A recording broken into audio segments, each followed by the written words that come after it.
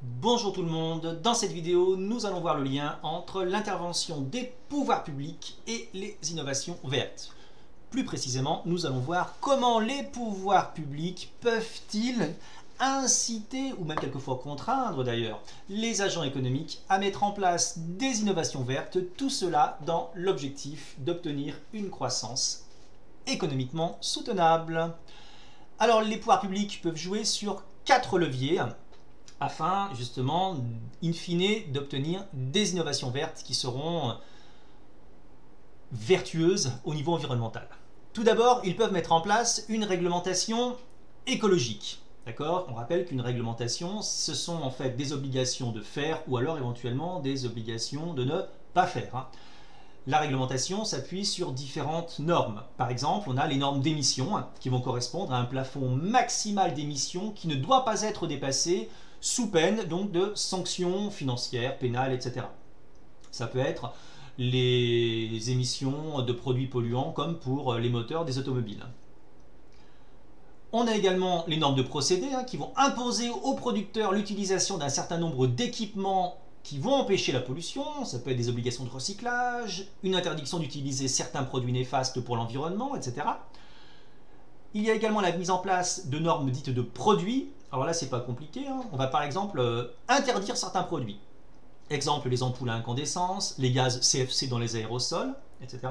Donc finalement, les entreprises vont être obligées d'innover afin justement de mettre en place des substituts qui seront plus vertueux au niveau environnemental.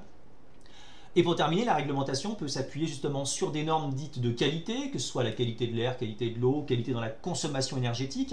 Et bien évidemment, ça fait l'objet de contrôle et de mesures. Par exemple, des normes en matière d'isolation thermique des bâtiments. Donc vous voyez qu'en jouant sur la contrainte, la mise en place d'une réglementation qui s'appuie sur des normes, les entreprises vont être non pas incitées, mais obligées en fait à mettre en place des innovations de produits, des innovations de procédés qui seront positives d'un point de vue environnemental.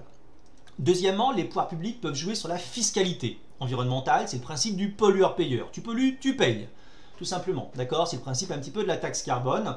Plus tu pollues, plus tu devras t'acquitter d'un montant de taxes important. Donc là, les entreprises, évidemment, ne sont pas bêtes, elles vont faire des calculs au niveau financier et elles vont se rendre compte qu'il sera d'autant plus intéressant pour elles de minimiser le montant de la taxe à s'acquitter, et à cet effet, elles vont être obligées de revoir leur système productif, de mettre en place des innovations, de procédés notamment, qui vont leur permettre, en diminuant leurs émissions donc, de biens polluants, émissions de carbone ou autres, ce faisant, donc, elles auront moins de taxes à s'acquitter, et finalement, ça sera à la fois positif pour elles au niveau économique, puisqu'elles auront moins de taxes à payer, et à la fois positif collectivement au niveau, bien évidemment, écologique.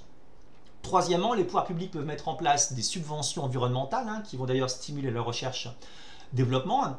On rappelle qu'une subvention à l'innovation verte, c'est tout simplement une subvention des pouvoirs publics qui sera accordée à des producteurs dont les innovations vont contribuer à préserver l'environnement, ou alors à lutter contre le réchauffement climatique.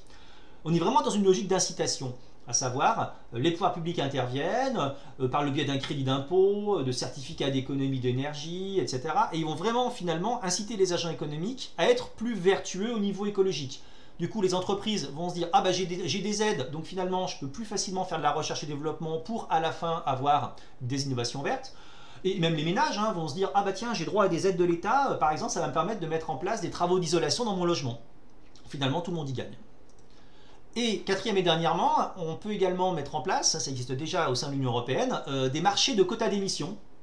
Alors, le principe est le suivant, tout simplement, les pouvoirs publics vont décider d'un volume total d'émissions de gaz à effet de serre, notamment CO2 par exemple, qui sera autorisé, et ils vont en fait distribuer aux entreprises des droits à polluer. D'accord, sachant que le montant total des droits à polluer qui sera distribué aux entreprises sera plus faible que les émissions de CO2 qu'il y avait avant, parce que le but c'est quand même qu'il y ait moins d'émissions. Okay, donc à partir de là, qu'est-ce qui se passe? Les entreprises qui vont recevoir ces droits à polluer ont deux possibilités. Soit elles vont finalement modifier leur système productif, mettre en place des innovations de produits, de procédés, donc elles seront plus vertueuses au niveau écologique. Elles ne vont finalement même pas utiliser tous leurs droits à polluer, donc elles vont pouvoir revendre ceux qu'elles n'ont pas utilisés.